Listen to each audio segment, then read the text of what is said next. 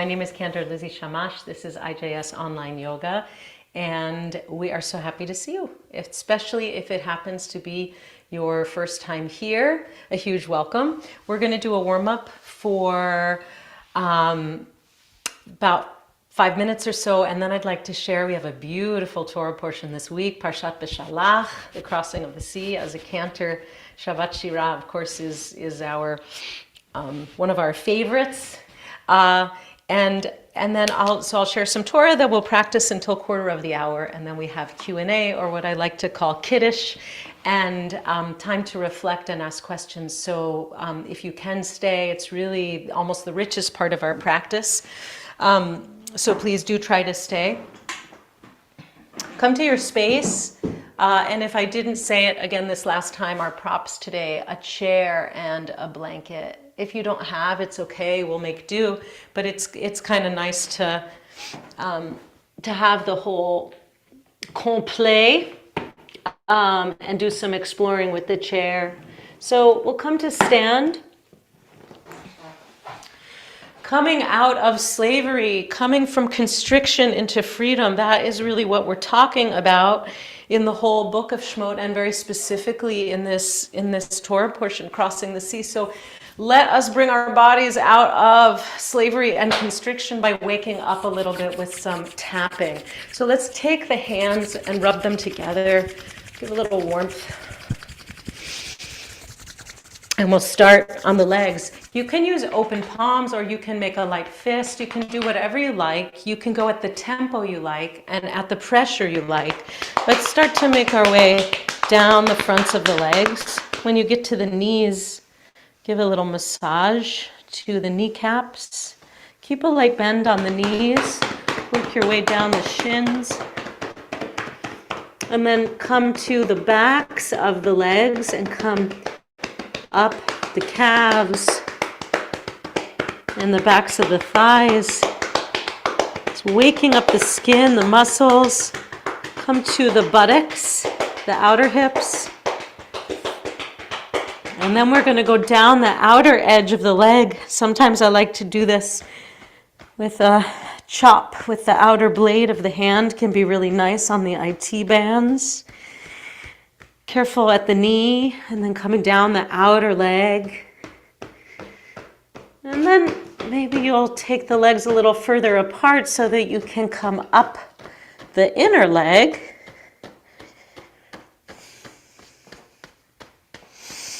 All the way up to the groins.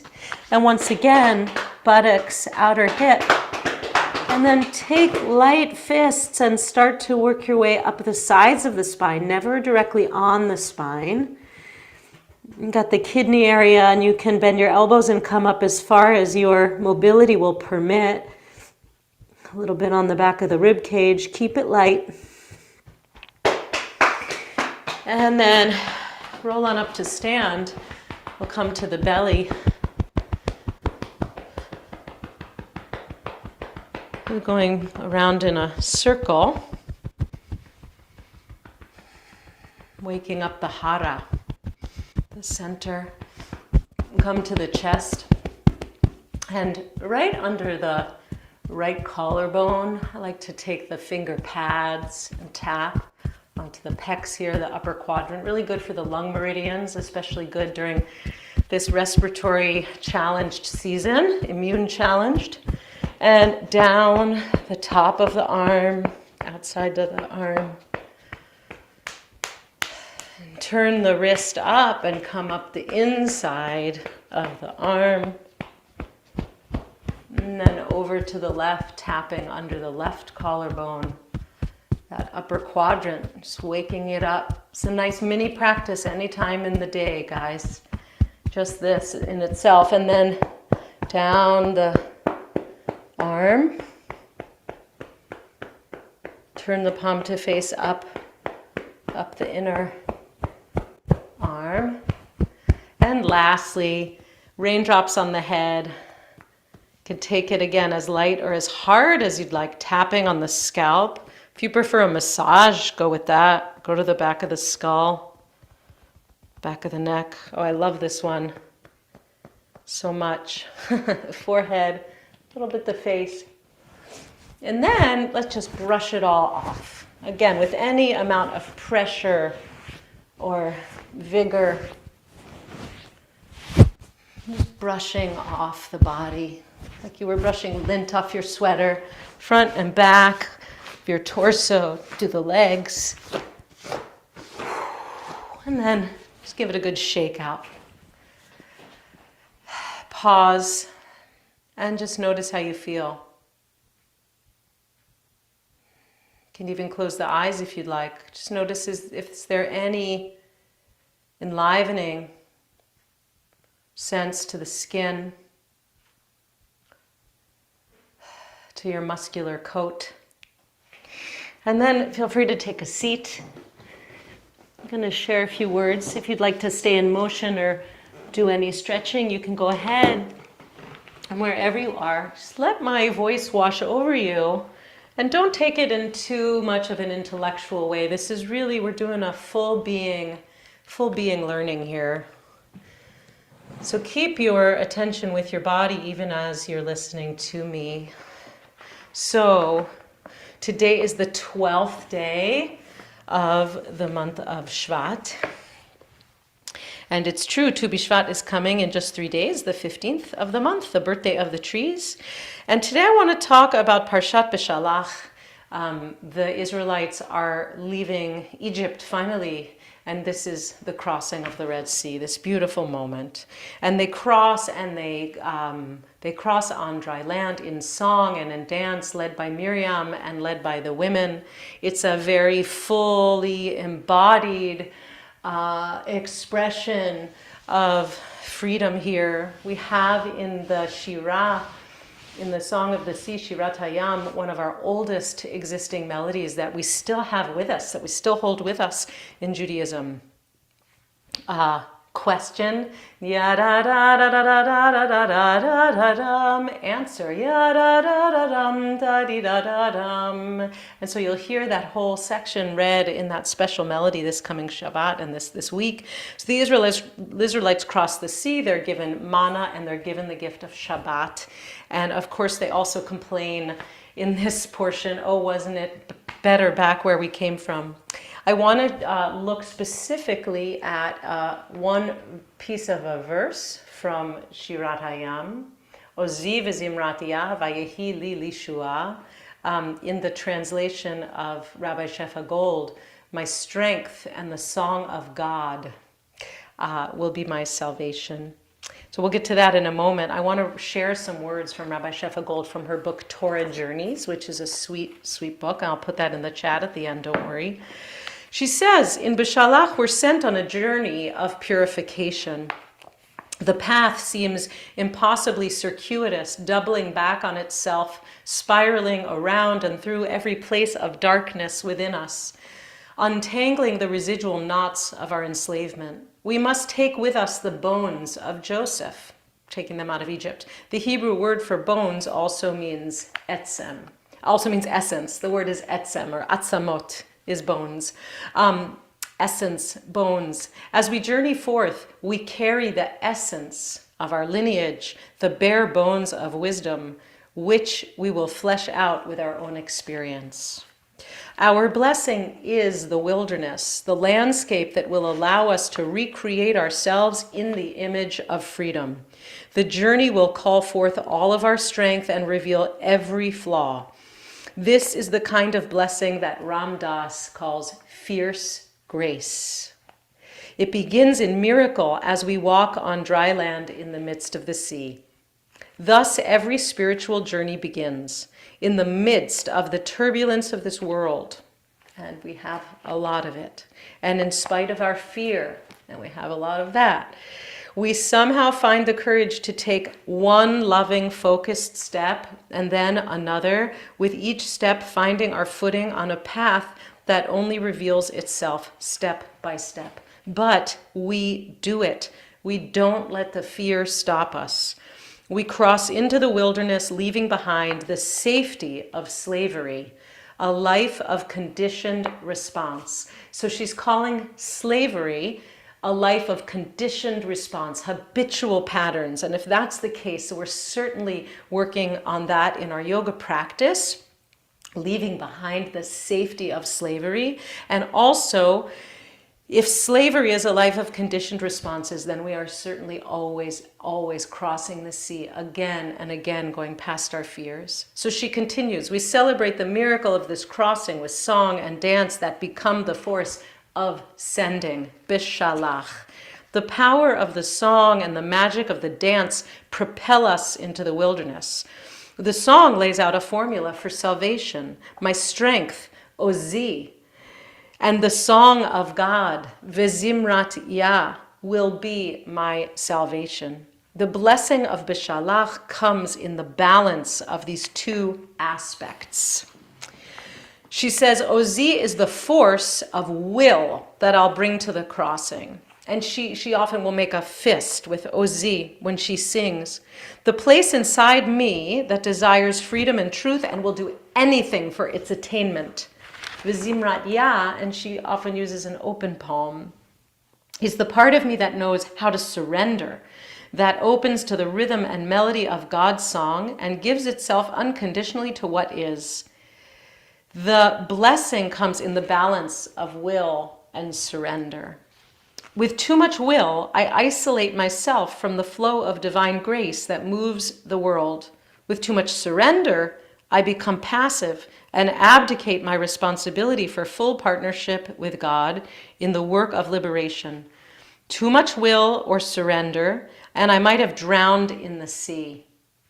In the marriage of my strength of will and a surrender to the God song, the sea of confusion splits open and the dry land appears beneath my feet. This internal balance of will and surrender comes to us only through practice and by learning from our mistakes. We just keep showing up to practice.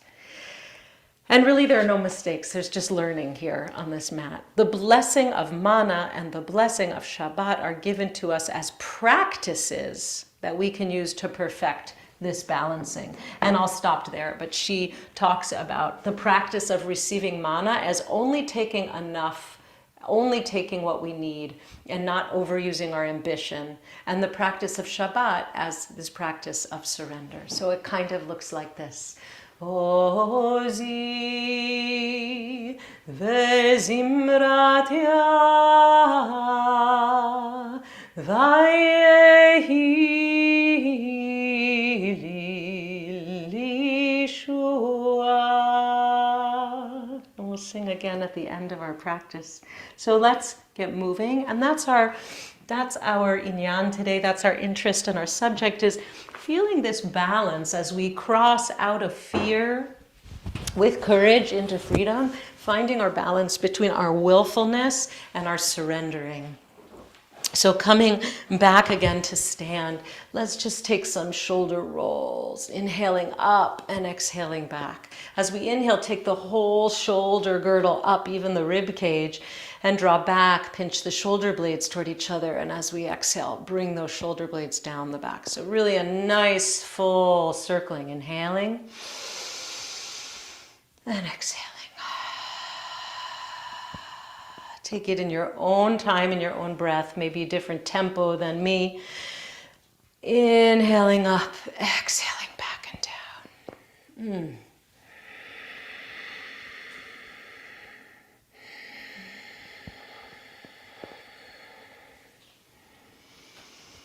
down.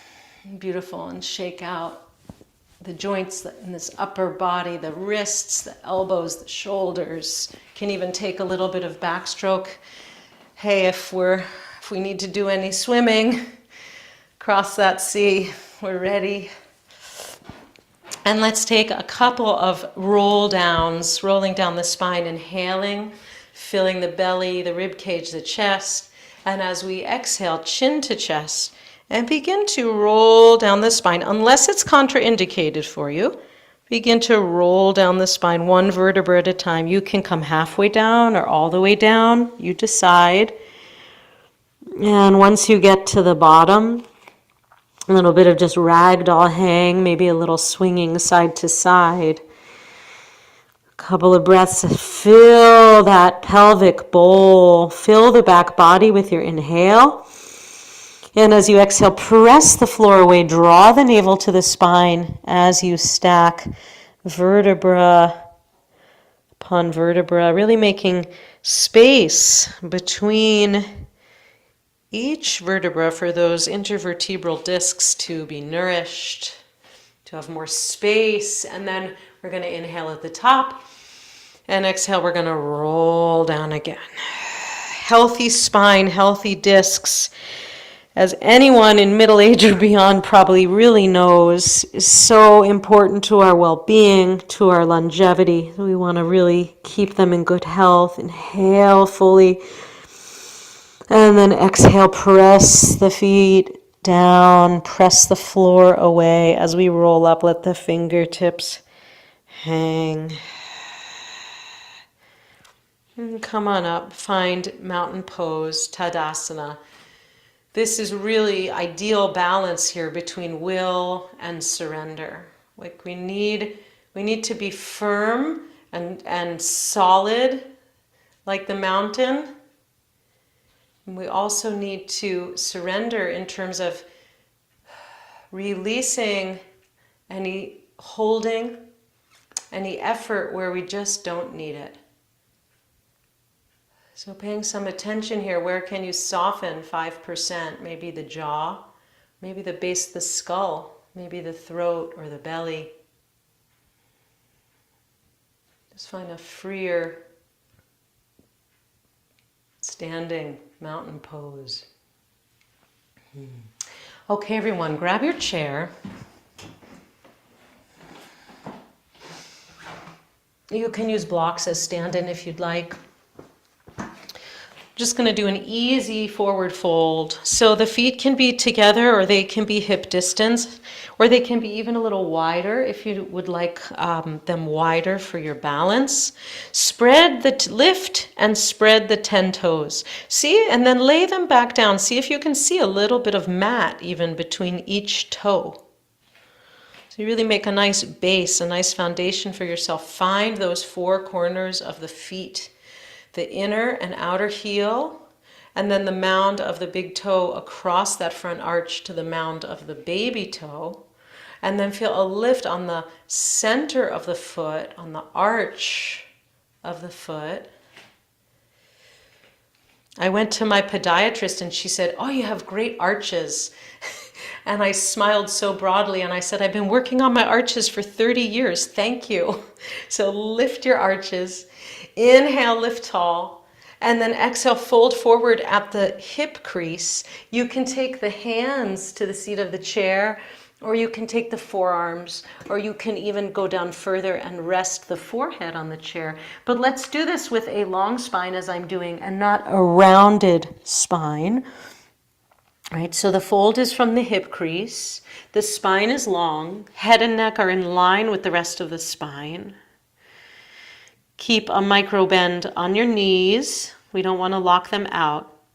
Okay, now as we begin to refine the pose, imagine that you're drawing your thigh bones back. For those of us in the days when people used to touch us in yoga, remember that? The teacher would come and take your thighs and just draw them back. And so what does that do?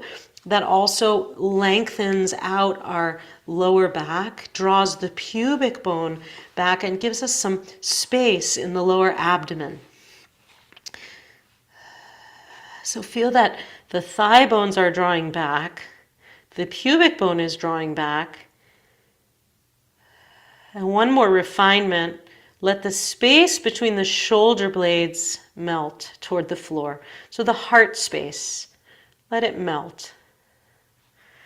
Okay, so this balancing of ozi, vizimratya, of my will, and I love how she says it, my God song, my surrendering. And again, where in these last few moments of the pose, where can you soften 5%? In the breath, in the body. And then as you're ready, press to the chair. Inhale, lengthen, and come up. Because most of us, have to work more on the surrendering than on the will. It's not always true, but usually it's the releasing the effort more than the efforting for the majority of us, the majority of the time. Next, we're going to come to a variation of downward facing dog where we don't have to deal with the wrists and pressure here. So you're going to take your hands let's do it twice. Let's do the top of the chair, palms facing down. I'm spreading my fingers, and then I'm walking myself back into length. So long spine, long arms.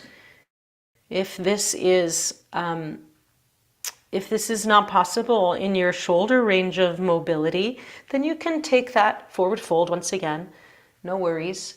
There's always a way to adapt the yoga to you. You don't have to adapt yourself to any perfect forms, not in this space anyway. So the elbows are straight. There's no bend in the elbows, and we're moving the biceps toward the ceiling, right? Another way to say that is an external rotation in the upper arm. So the outer arm, the triceps are moving down toward the floor. The inner arm, the biceps are moving up toward the ceiling. And take your head side to side, shaking your head no. Just to make sure you have ease and that neck and head are in line with the rest of the spine.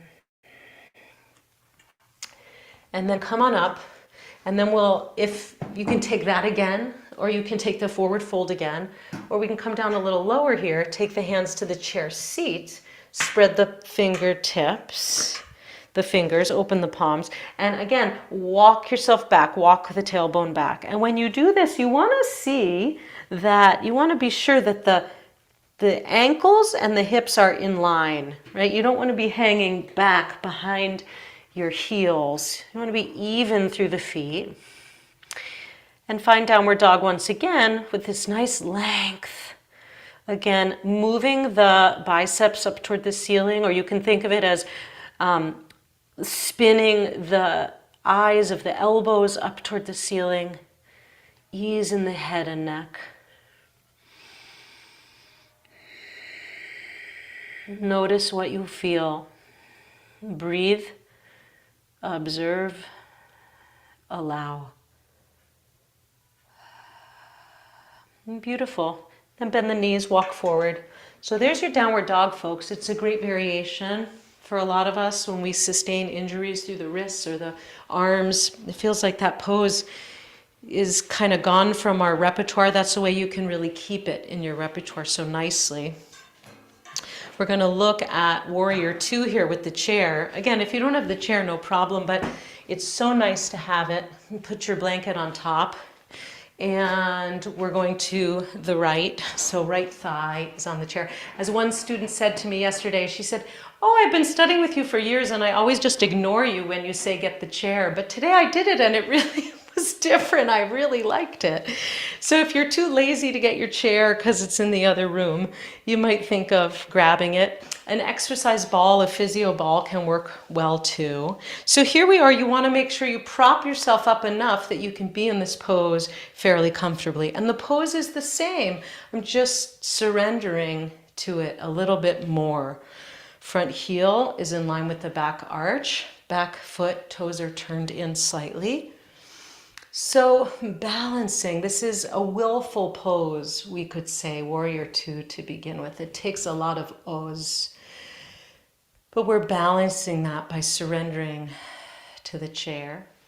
You can take the arms out at shoulder height if you'd like, with the palms facing down, and you can take the gaze over the right fingertips. And then let's dance, since we are crossing the sea with dance. Turn the right palm up. Inhale and lift up, reverse warrior or dancing warrior. And then as we exhale, come forward, forearm to the thigh, back arm can come up and over, a nice long line opening the left side of the rib cage, and we'll flow it. Inhale, lift up, open the right side of the rib cage, and exhale, side angle, really making room in those left intercostals. Take this in your own breath a few times. Inhaling through the nose. And exhaling, it can be through the nose or through the mouth. Mostly in yoga, it's all inhale and exhale through the nose. But sometimes a mouth exhale can be great.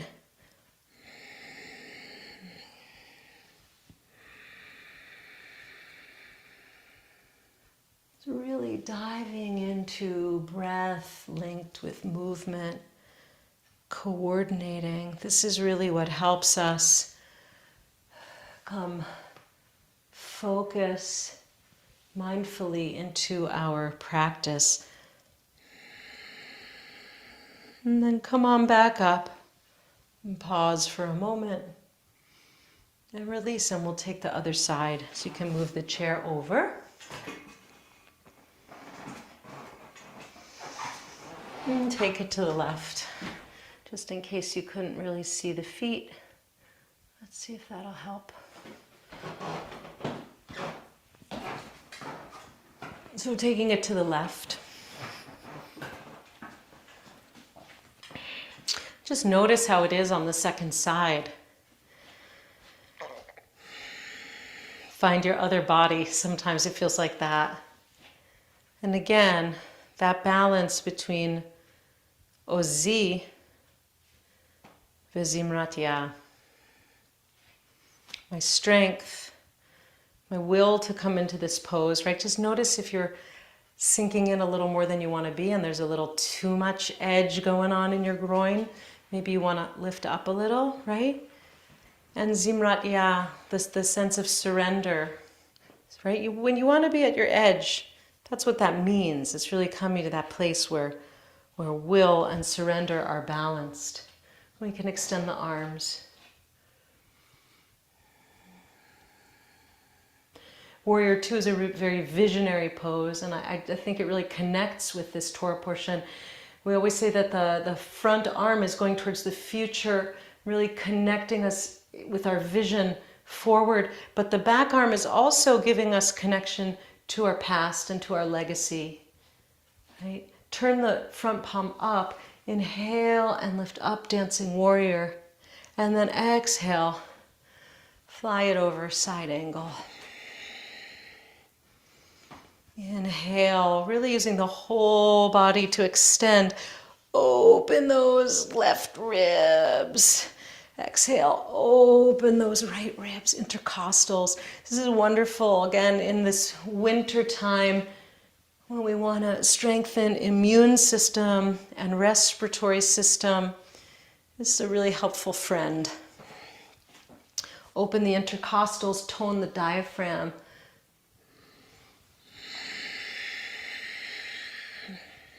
Give the lungs space.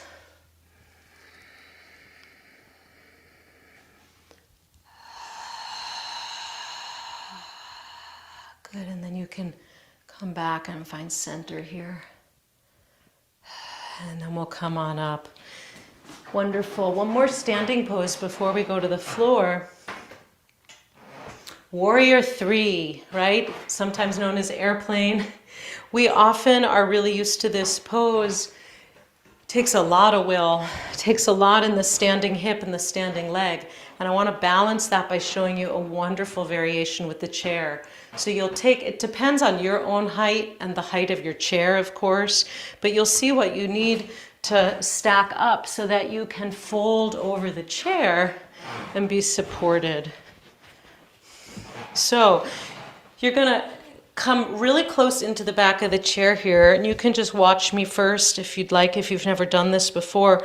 The low belly kind of lifts up and over, so we're really up against the chair into the hip socket. It feels so nice, low belly and into the hip crease. And my feet, I take them together, so they're kind of just like one nice foundational trunk, and then I'm going to lift my right leg up. Okay, and for starters, just take the hands and press down into the chair. You can see that spine, crown, one long line, right? so that we're not looking down or cranking the neck to look forward. Keep it all in one line. Draw, let the support of your prop here to the belly, stimulate the belly to draw toward the spine. And then standing leg, the left leg is really stamping down. Again, ankle and hip are in line with each other. Right hip is squared, which means closed, turned down toward the floor, they're even. The right thigh rolls in so that the toes are flexed and moving toward the floor, right? We're not opening the hip out. And then the level of the leg is at 90 degrees. So it's not lower than the hip and it's not higher either. Just to the extent possible, the heel is in line with the sitting bone. Okay, and then we're going to extend, if you'd like, the left arm forward with the palm facing in to complete this variation. So the heel is driving back and the fingertips are extending forward and we really feel that length. And then come on down and pause for a moment. You can just fold over and hang for a sec. Oh, that's so nice. And then coming back. Right leg is the standing leg now, and we're going to extend the left leg back. You can hear I'm a little out of breath because I'm really, even though I'm, quote unquote, static here, I'm working pretty hard. And I have a prop, right? I'm still working hard. Right leg is stamping down. So again, the left leg is not opening, right? It's not half moon. It's warrior three. So the front hip point is down. The left leg rolls in. The heel extends back. The toes extend down. The heel and sitting bone are in the same line. And then we can extend that right arm forward, palm facing in. Feel too that there's like somebody with a string on your head pulling the crown of your head forward. And the same for the spot in the center of your heel, drawing back. Hold another breath or two. And then again, you can come down. And you can just fold forward if this is comfortable for you and kind of hang. I say hang because the way I have the blankets for support, my upper body is just able to hang off them.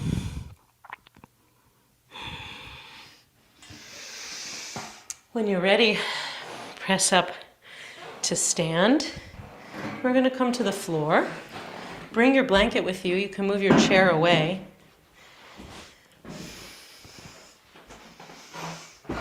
Fold the blanket.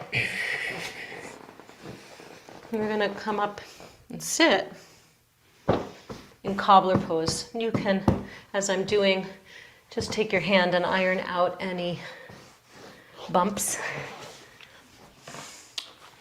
We're going to take the soles of the feet together. If this is too much flexion in your hips, you can sit up higher. You can add another blanket. You can also do this by sitting in the chair and just bringing your hips forward to the front of the chair and letting your feet be on the floor and letting your knees open. So the main thing is we really want to be on the tops of the sitting bones, in the middle of the sitting bones, right? If you can kind of feel the anterior and posterior tilt of the pelvis, you want to be right in the middle, tops of the sitting bones. And you want to have a lot of length to your low back, right? So it's here, it's not here. So we want to sit in a way that can support that. And you can hold on to your ankles, or you can hold on to your big toes. Take your first two fingers between the big toe and the second toe, whatever works for you. But the main thing is sit up tall. Let the outer blades of the feet come together.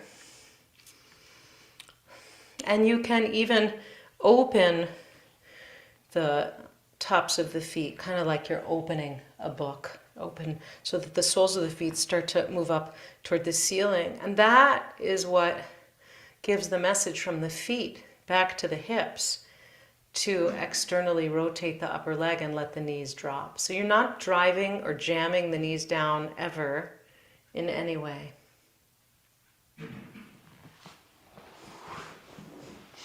And then from here, if you'd like, take the legs wide. Again, you can do this sitting in the chair, no problem. Sitting up in the chair, letting the feet be on the floor. Legs are wide, feet are flexed. Take the hands behind you and draw the elbows toward each other. Let the bottom tips of the shoulder blades move down the back. Really open and spread from the sternum outward, open the heart.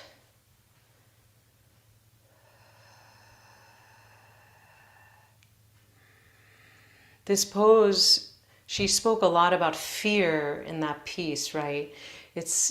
We have to work all the time with our fear, transmuting it into courage, right? By just stepping forward, taking the next step. And this is a pose, Upavista Konasana, seated angle here.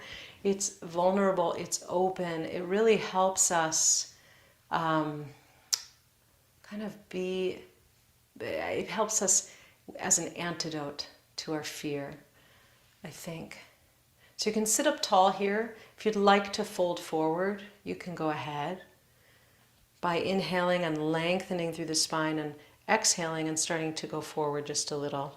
And then inhaling and lengthening once again and exhaling, going forward again. So either way, just sitting up might be the whole project today. Or you may really have a feeling that you want to come into the forward fold. The forward fold is a real surrender, a trust and a giving over.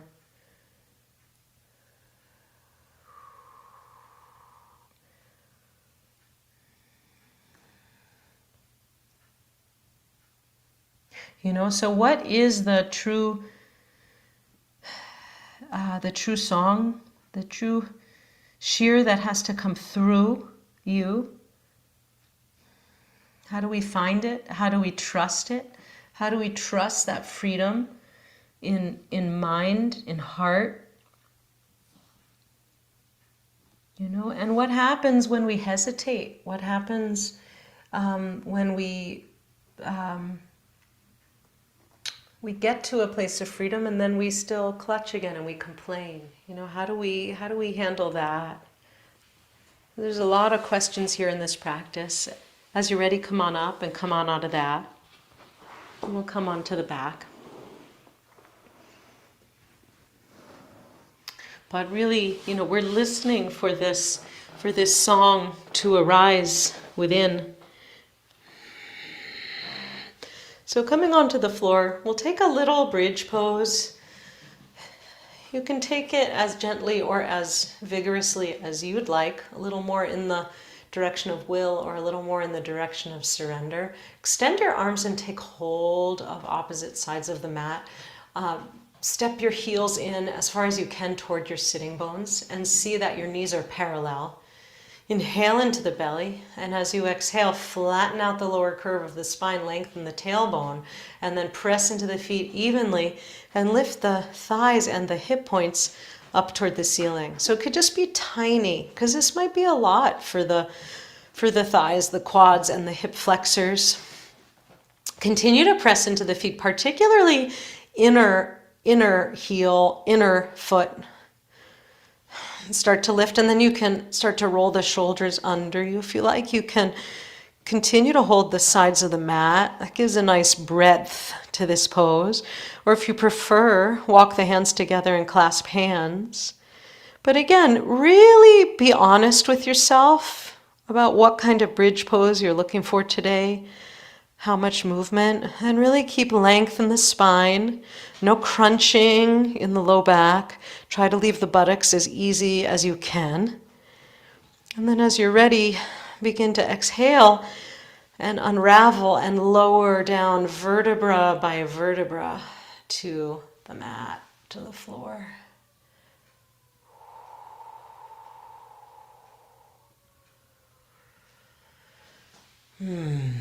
And, we'll end with a lying twist here. I love to do it lying down because there's so much support. It really becomes a pose largely of surrender.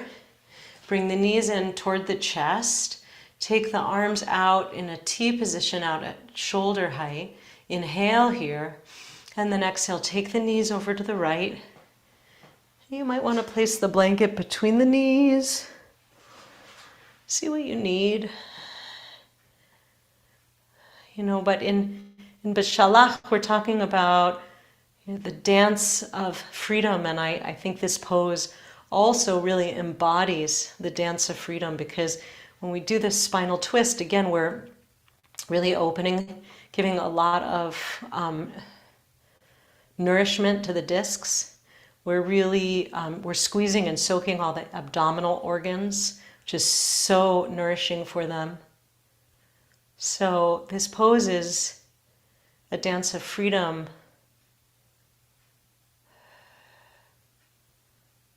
a dance of life. And the gaze can be up toward the ceiling, or it can be over your left shoulder, depending again on your cervical mobility. And then inhale, bring the knees through center, and exhale them over to the left. Feel free to stay longer or shorter in any of these poses, of course.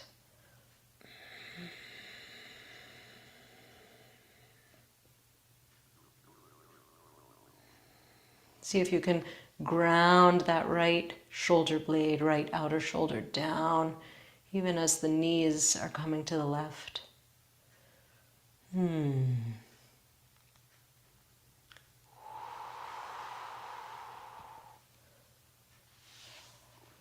then as you're ready, release, come back to center, hug the knees in. You can rock it side to side, forward and back. Any last little bit of movement that you need. And then we'll come to stillness, since we have the chair, in the following way. Grab your chair, bring the lower legs onto the chair, all the way so that the whole lower leg up until the back of the knee is onto the chair. And then we'll lay it down. The thighs are at an angle.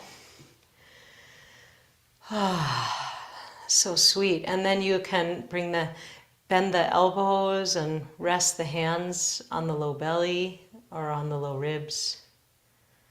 Or if you prefer, and especially if you tend to be a slumper, a sloucher in the shoulders, I recommend taking the arms out to the sides and turning the palms up. So you can tuck your shoulder blades under you like wings. Tuck them onto the back and let the palms face up.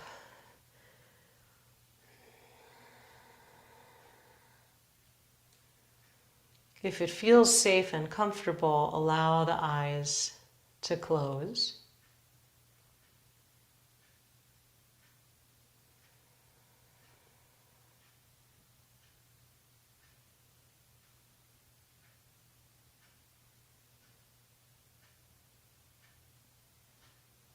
And just drop all the effort, all the work,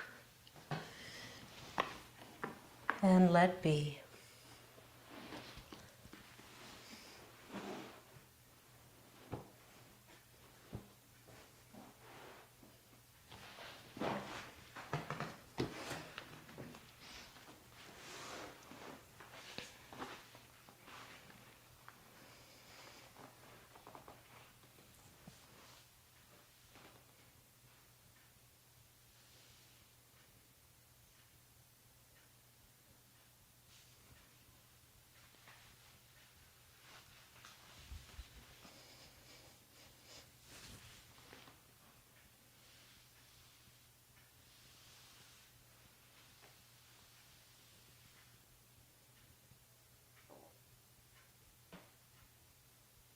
If you have time to stay longer in quiet in Shavasana today, go for it. Feel free to just turn off the video and let yourself be for a while. Come out when you're ready. If you're returning to your day, begin to take some deeper breaths. Wiggle the fingers and the toes and take a nice yawn sigh, stretch. And take your time to make your way up to a comfortable seat. Either seated on your blanket or in the chair.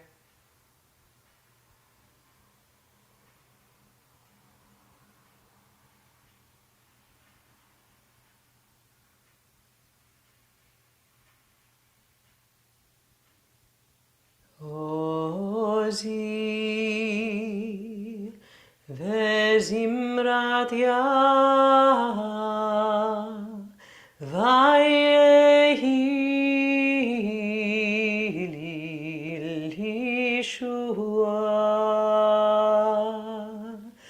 Ozi vezimrat ya vayehi lishua.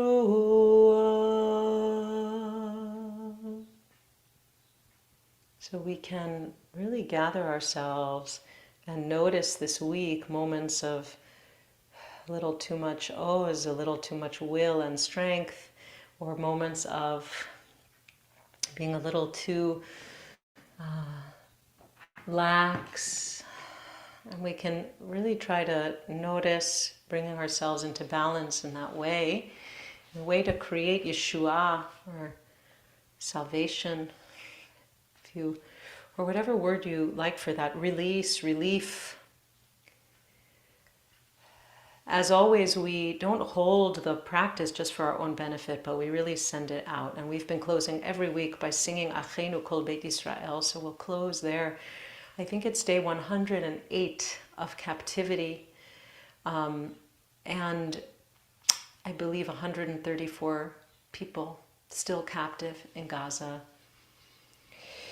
And so we pray for their safety, we pray for their safe return very soon, and we pray for all who are suffering in any way, in any kind of captivity, and all who are suffering, all beings who are suffering in Israel and Gaza and everywhere in the world. So please join me, or you can just listen. This comes from our liturgy every Monday and Thursday in our tradition. Achenu kol Beit Yisrael, Achyoteinu kol Beit Yisrael, Hanetunim b'tzara, b'tzara uvashivya, Haomdim ben bayam uven bayabasha.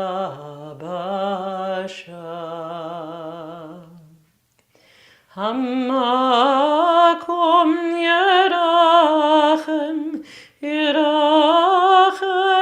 alehem, veyotziem mitzara lirevacha. Umeafel aleora, umishibud ligeula, hashta bagala, uvizman kariv.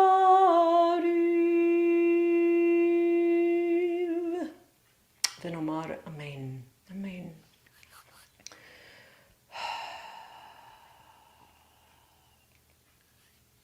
When you're ready, you can open your eyes, come back to the room, space.